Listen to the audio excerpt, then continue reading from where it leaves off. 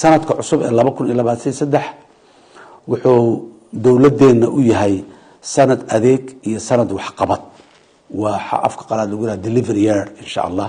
wuxuuna hadii alla idmo baal dahab ah la gali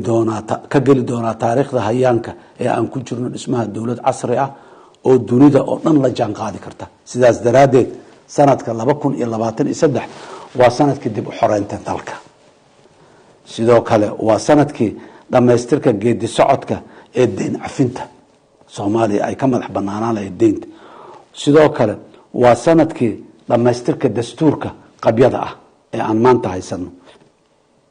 sidoo kale waa sanadkii tayeynta iyo dib u habeynta ciidamada qalabka sida dhamaan oo waataan hadda ka hadlayay siyaasiyadna waa looga heshiiyay farsamo ahaanna waa la wada aan u lahayn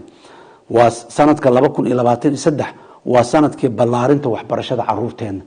waxaan rabnaa sanadkan inaan macallimiinta tiradooda aad u kordhino dugsiyada public ah ee dadweynuhu leeyihiin aad u kordhino oo tacliin wax dadka danta yarta ah ee Soomaaliyeed ay helaan xuquuqda tacliimeed ee caruurtoodu ay leedahay sanadka 2023 waa sanadkii sugidda amni waara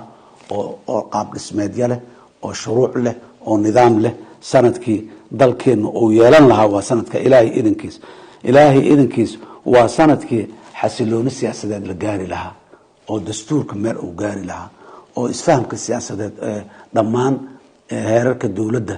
federaalka iyo hay'adaheedu ay gaari lahaayeen oo siyaasadeenu siyaasad xasilan oo la garanayo waxa biri soo socda hadii alla yira ay u noqon lahayd waa sanadkii diiwaan gelinta dadweynaheena dadkeena inaan diiwaan gelino meel kasta iyo deegaan kasta ay joogaan aqoonsi muwaadinimada aan siino sanadkii aan xaqiijin lahayn waaya hadii alla yira waa sanadkii dhameystirka dhismaha hay'adaha qaranka Soomaaliya komishinadii dastuuriga ah kuwii kale oo madax banaanay kuwii kale hay'adaha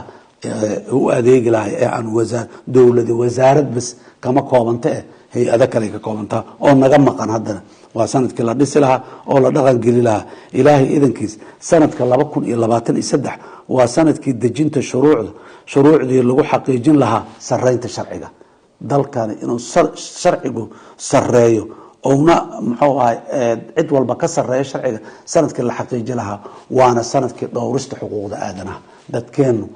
ku tumasho badan ay qabaan ku takrifal badan ay qabaan ama dhaxdooda isku takrifalaan ama hay'adaha dawladda qaarkood ku takrifalaan waa sanadkii ilaahay idankiis laga imaan lahaa ugu dambeyntii waxa inoo ballan ah